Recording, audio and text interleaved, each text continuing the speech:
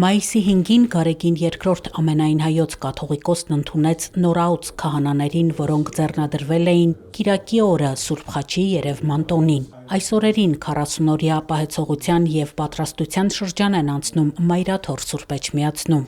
Քահանաները Տեր Նաթան arczepiskopos Հովհաննիսյանի ձեռամբ են ձեռնադրվել և քահանայական օծում ստացել։ Նրա առաջնորդությամբ էլ եկել էին հայրապետի օրհնությունը ստանալու։ Նորին սրբությունը շնորհավորեց քահանաներին և հույս հայտնեց, որ արդյունավետ կիրականացնեն իրենց հոգևոր ծառայությունը։ Վեհափար հայրապետը խոսեց քահանայական ուխտի ու պատասխանատվության մասին։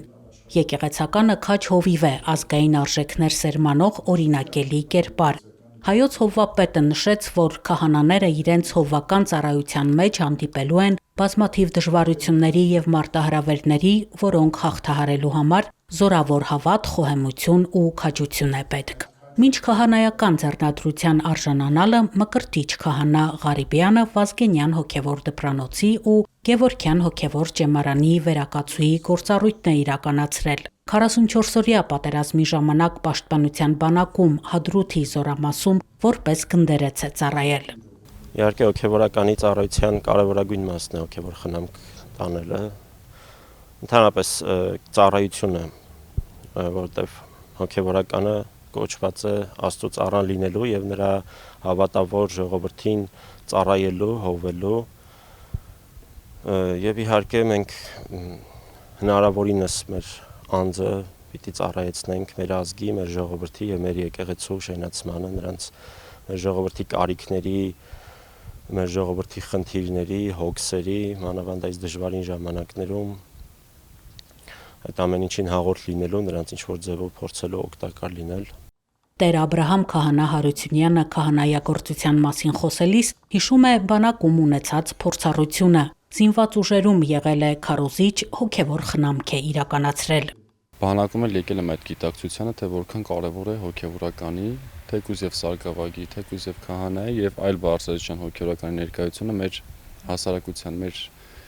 բանակի ներսում, մեր դպրոցներում, մեր ժողովրդի մեջ, որովհետեւ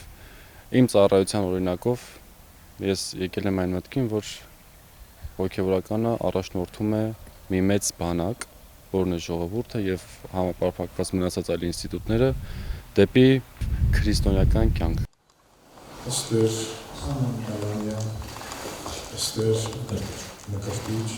Նորաուց քահանաները ծառայության կկոչվեն Հայ առաքելական եկեղեցու տարբեր կառույցներում եւ թեմերում։ Հանդիպման վերջում Նորին սրբությունն օրհնեց քահանաներին եւ Մաշտոց Ծիսամատյաններ նվիրեց։ Այս օրհնյալ օրերի ընթացքում մեզ համար շատ կարևոր,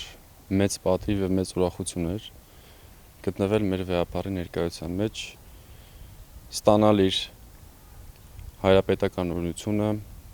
իմաստուն խոսքերը եւ որ ամենակարևորն էր զգալ իր հոգևոր ներկայությունը մեր այս պատասխանատու եւ կարևոր օրերի ընթացքում։